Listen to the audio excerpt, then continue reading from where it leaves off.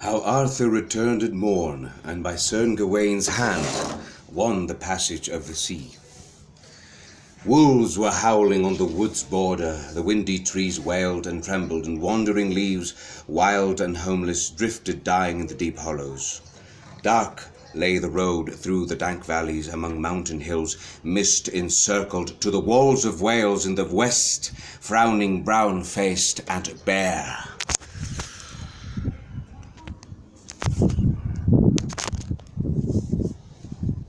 To the black mountains horsemen hastened, on the houseless stones no track leaving, tumbling waters from the fells falling, foaming in darkness they heard as they passed to the hidden kingdom.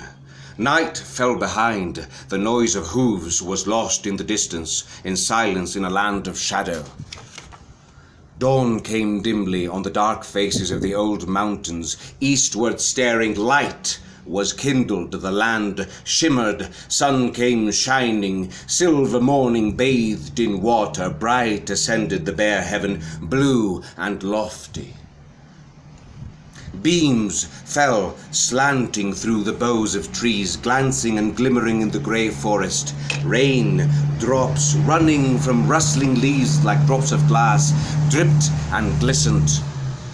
No beast was stirring, the birds listened, as weary as wolves through the woods stalking. To the marches rode their Mordred's hunters, huge and hungry hounds beside them. The fealty followed, fiercely baying. The queen they hunted with cold hatred till their hope failed them, amid houseless stones halting, hungry-eyed under the hills' menace at the walls of Wales.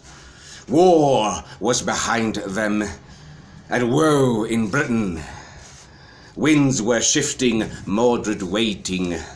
Their message found him by the seaward cliffs in the south country, sheer and shining. Upon shaven grass his tents were marshalled, as a town clustered with lanes and alleys, loud with voices in the dales hidden and downs rising above Romeril, where running water to the shore had cloven a shallow pathway. From the east, from Angle, from the Isles of Mist, there kings of Almain their craft mustered under cliff crowding their carven prows, and black banners in the breeze flying. Fair wind came foaming over flecked water. On gleaming shingle, green and silver, the waves were washing on walls of chalk. On a mound of grass, Mordred stood there, ever gazed his eyes out and southward, lest Arthur's ships, unawares to shore, the winds should waft. Watchmen he posted by the sea's margin in the south country, by night and day, the narrow waters from the hills to heed.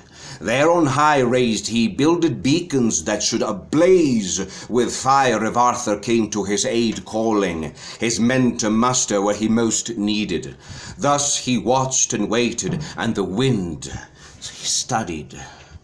Ivor hailed him with eager voice by his tent standing, tall and brooding, words unwelcome from the west brought he. "O king," he cried, "the queen is lost." Her trail faded in the trackless stones, hound and hunter in the hills faltered. To the hidden kingdom and the holy vales, where Leodegrance once long ago lived, beleaguered lord enchanted, she hath fled and is free. But few love her, fear her no longer, the fey woman. Fell fate take her, may her feet never return hither to trouble Mordred.